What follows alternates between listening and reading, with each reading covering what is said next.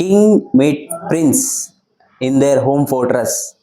So అహ్మదాబాద్లో king versus prince కాడగం జరగబోతుంది.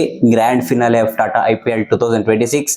దీంట్లో ప్లేయింగ్ 11 ఏంటి, ప్లేయింగ్ కండిషన్స్ ఏంటి, పిచ్ రిపోర్ట్ ఏంటి, ఏ పిచ్ పైన ఆడబోతున్నారు, వెదర్ కండిషన్స్ ఏంటి, అవన్నీ ఇన్ డీటెయిల్గా ఈ వీడియోలో మాట్లాడబోతున్నాం.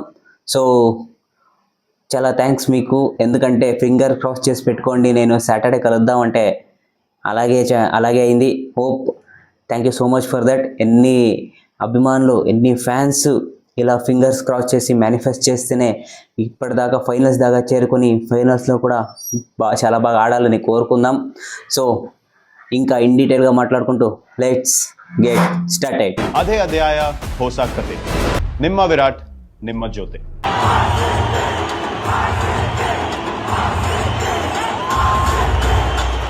Hello boys and girls, welcome back to విప్స్ అఫీషియల్ ఛానల్.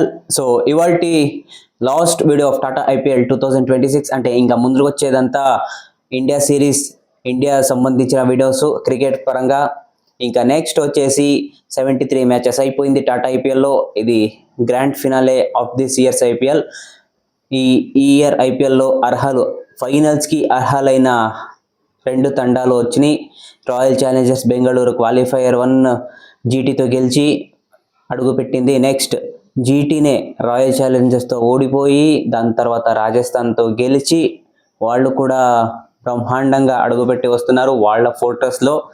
సో ఇక్కడ నరేంద్ర మోదీ క్రికెట్ స్టేడియంలో ఫైనల్స్ జరుగుతూ ఉండి, యాక్చువల్గా మన చిన్నస్వామిలో జరగాల్సింది కొన్ని పొలిటికల్ రీజన్స్ వల్ల అక్కడికి షిఫ్ట్ చేయడం జరిగింది.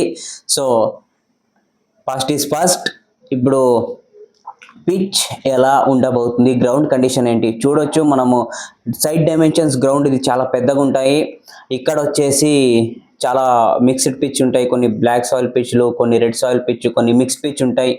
ఈ పర్టికులర్ మ్యాచ్కి ఏ పిచ్ ఇవ్వబోతున్నారు అనే మీరు అడిగితే పిచ్ నెంబర్ 6 ఇది వచ్చేసి mix of red and black soil.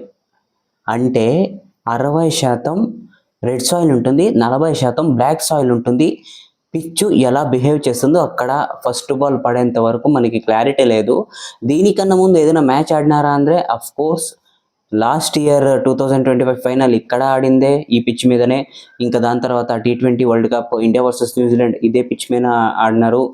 దాని తర్వాత ఇఫ్ ఐఎమ్ నాట్ రాంగ్ ఈ సీజన్లోనే ఆర్సీబీ వర్సెస్ జీటీ ఇదే పిచ్ మీద ఆడినారని చెప్పినట్టు గుర్తు.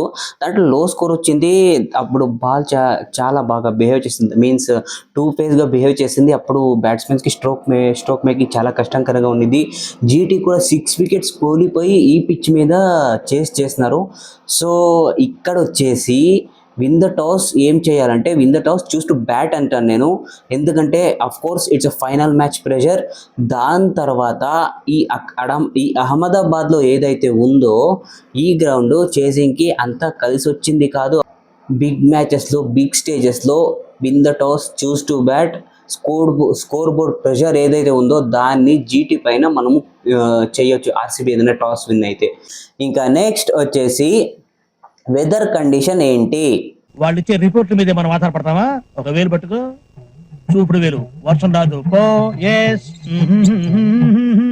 నమ్మకండి, ఈయన మాత్రం నమ్మకండి. నేను చూసిన బట్టి ఈ వెదర్ కండిషన్ ఎలా ఉందంటే నార్మల్ వెదరే, 40 hours of cricket on time చూడొచ్చు అని ఉంది. ప్రస్తుతానికి ఇది ఇన్ఫర్మేషన్ మాత్రమే. ఇంకా ఈరోజు అయ్యే కొద్దీ, సాయంత్రం అయ్యే కొద్దీ ఎలా బిహేవ్ చేస్తుందో, ఎలా ఉంటుందో ఆ పరమాత్ముడికే తెలుసు. What about the playing 11 of the both sides చెప్పేస్తా. సో ఇక్కడ వచ్చేసి royal Challengers Bengaluru first playing 11 వచ్చేస్తే ఫిల్ సాల్ట్ ఫిట్గా ఉన్నాడంటే, ఇంకా ప్రాక్టీస్లో రాలేదు, మొన్న జరిగిన ప్రాక్టీస్ సెషన్లో రాలేదు. విరాట్ కోహ్లీ, వెంకటేష్ అయ్యర్ చాలాసేపు బ్యాటింగ్ చేశారని వార్తలు. ఇంకా సేమ్ 11 కంటిన్యూ చేస్తారు. సుయేష్ శర్మకి అవకాశం రాదనుకుంటాను. చెప్తాను ప్లేయింగ్ 11 చూసుకోండి.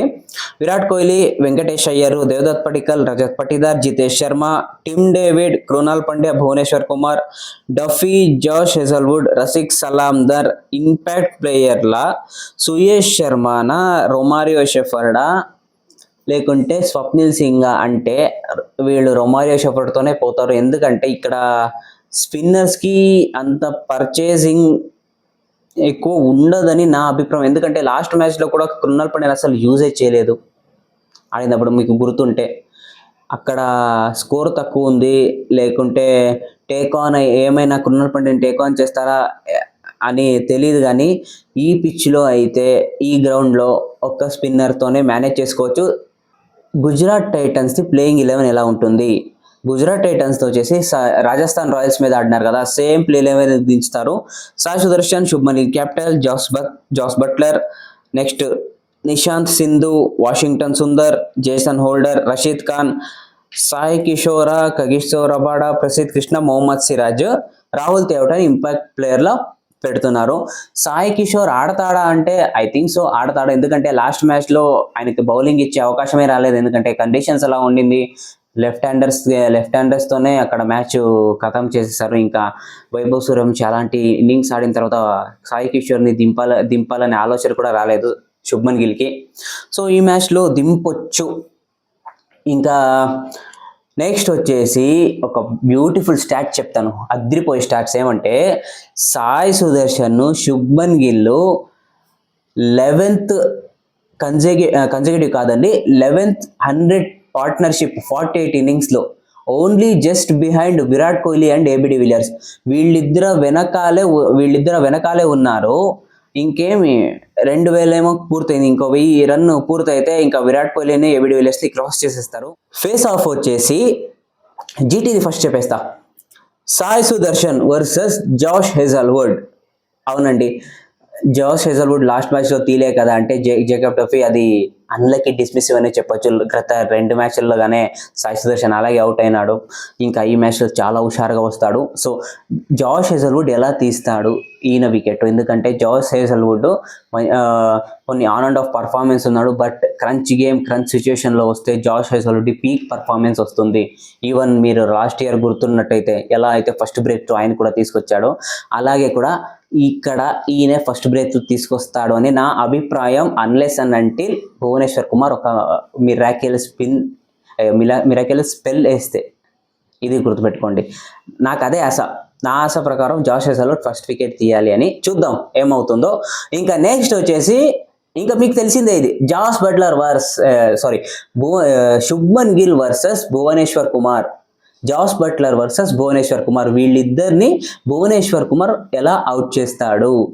లాస్ట్ క్వాలిఫైర్ 1లో శుభ్మన్ గిల్ని వికెట్ ఎగరేస్తాడు కదా, సో ఇప్పుడు ఎలా వికెట్ ఎగరేస్తాడో, లేకుంటే క్యాచ్ ఏమైనా ఇస్తాడా చూడాలి, లేదా ప్రిన్స్ ఏమైనా ఓవర్కమ్ చేస్తాడా. ఇంకా జాస్ ద బాస్, ఆయన్ని కూడా ఇక్కడ లీగ్ మ్యాచ్లో అరౌండ్ ద లెగ్స్ వచ్చి బౌల్ చేశాడు కదా, అలాగే ఏమైనా ఈ మ్యాచ్లో కూడా చేస్తాడు చూడాలి. ఇంకా నెక్స్ట్ వచ్చేసి Jason holder versus Krunal Pandya. Last మ్యాచ్లో కూడా ఈ ఫేస్ ఆఫ్ నీకు చాలా ఈగర్గా వెయిట్ చేశాను, బట్ అవ్వలేదు. ఈ మ్యాచ్లో అయినా అవ్వాలని కోరుకోండి, ఎందుకంటే నా ఆశ ఇది. ఉండాలి, మనుషులకు ఆశ ఉండాలి. ఈ పక్క వచ్చేస్తే విరాట్ కోహ్లీ వర్సెస్ మొహమ్మద్ సిరాజ్. అవును, ఎంత ఎమోషన్ అయినా, ఎంత అటాచ్మెంట్ ఉన్నా, వీళ్ళిద్దరు మొహమ్మద్ సిరాజ్ విరాట్ కోహ్లీ ఎలా వికెట్ తీస్తాడు అని చూద్దామని ఉంది. ఇంకా నెక్స్ట్ వచ్చేసి దేవదత్ పడిక్కల్. ఇక్కడ నేను తెంచుకున్న ఇది Devdutt Padikkal versus Jason holder. Of course Jason holder Virat Kohli 3 సార్లు ఐ థింక్ రెండు సార్లు అవుట్ చేశాడు. ఈయన ఎలా Jason holder Devdutt Padikkal take off వేస్తాడు, విరాట్ కోహ్లీ కాదు, దేవదత్ పడిక్కల్ జేసన్ హోల్డర్ని ఎలా ఫేస్ ఆఫ్ చేసుకుంటాడు, టేక్ ఆఫ్ చేస్తాడు, ఈగర్లీ వెయిట్ చేస్తున్నా. అఫ్ కోర్స్ విరాట్ కోహ్లీకి ఉంటుంది, ఎలాగైనా జేసన్ హోల్డర్ని నేను టేక్ ఆఫ్ చెయ్యాలి, 2 మ్యాచ్లో నన్ను తీసుకున్నాడు, చూద్దాం ఏమవుతుందో. ఇంకా రజత్ పటిదార్ వర్సెస్ సాయి కిషోర్. ఒకవేళ ఆడితే సాయి కిషోర్, రషీద్ ఖాన్. లాస్ట్ మ్యాచ్లో గాయపడ్డ సింహమే అని చెప్పాలి. రషీద్ ఖాన్కి 2 overs 42నే కొట్టేశారు. చాలా వరస్ట్ ఎకానమీ ఉండింది లాస్ట్ మ్యాచ్లో. అది బెటర్ అవ్వాలనే, బెటర్ ప్లేస్ ఇంకా ఓవర్కమ్ చేస్తూ ఉంటారు. అది ఇలాంటి క్రంచ్ సిచ్యువేషన్లో మాత్రం చాలా బాగా పర్ఫార్మెన్స్ వస్తుంది ఇలాంటి ప్లేయర్స్లో, చూద్దాం. ఇంకా నెక్స్ట్ వచ్చేసి ఇది నేను ఎంచుకున్న face of, team David versus Kagiso Rabada. ఈయన 150 తప్పితే ఇంకేమి స్పీడ్ వేయట్లేదు కగిసో రబాడా. మనోడికి బ్యాట్కి బాల్ చాలా బాగా వస్తే పండగ చేసుకుంటారు. చూద్దాం టీమ్ డేవిడ్ ఎలా కొడతాడో. ఇది ఫేస్ ఆఫ్, నేను ఎంచుకున్న ఫేస్ ఆఫ్.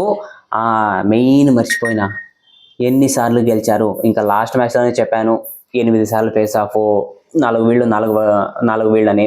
సో చాలా డిఫరెన్షియేట్ ఏం లేదు. ఇక్కడ వచ్చేసి దీన్ని కలుపుకుంటే 9 టైమ్స్, 9లో 5 ఆర్సీబీ, 4 జీటీ. ఇంకా నెక్స్ట్ వచ్చేసి ప్లే ఆఫ్లో అయితే ఆర్సీబీ 13 టైమ్స్ వచ్చింది, దాంట్లో 6 టైమ్స్ ఆర్సీబీ గెలిచింది. ఇంకా 6 టైమ్స్ జీటీ వచ్చారు, దాంట్లో 3 టైమ్స్ గెలిచారు. 2022 నుంచి ఇప్పటిదాకా ఆర్సీబీ మరియు జీటీ, 2023లో ఆర్సీబీ రాలేదు, 2024లో జీటీ రాలేదు. అది మినహాయిస్తే ఇంకా అన్ని సంవత్సరాలు క్వాలిఫై అయిపోయింది 2022 నుంచి. అదిరిపోలే స్టాట్స్. అందుకే వీళ్ళని కన్సిస్టెంట్ టీమ్ ఆఫ్ ఐపీఎల్ అని పిలుస్తారు. ఇక్కడ వచ్చేసి after Chennai super kings and Chennai super kings, ఆర్సీబీనే మోస్ట్ ఫైనల్స్ వచ్చిన టీం. అవును, Chennai super kings I think 10 or 11 times వచ్చింది, ఆర్సీబీ 5 టైమ్స్ వచ్చింది. దీంతో కలుపుకుంటే ఇంకా చాలా ఫైనల్స్ రావాలి, చాలా ట్రోఫీస్ గెలవాలని మన ఆర్సీబీ ప్లేయర్స్, మన ఆర్సీబీ ఫ్యాన్స్ చాలా ఈగర్గా మనస్ఫూర్తిగా కోరుకుందాం. ఈసారి 2 ఫింగర్స్ క్రాస్ చేసి పెట్టుకోండి. ఆర్సీబీ విన్ అవ్వాలి ఖచ్చితంగా. 2026 ట్రోఫీ విన్ అయ్యి మనము సెలబ్రేట్, కొన్ని బార్డర్స్లో ఉండి సెలబ్రేట్ చేసుకుందాం. విన్ అయిన తర్వాత ఫైనల్లో రివ్యూలో కలుసుకుందాం. సో ఇప్పటిదాకా వీడియో చూసిన thank you so much. Exercise చేసేయండి, ఎప్పుడు చెప్పేదే, ఎక్సర్సైజ్ అంటే తెలుసు మనోళ్ళకి. So thank you so much for loving, take care, love you all, జై ఆర్సీబీ.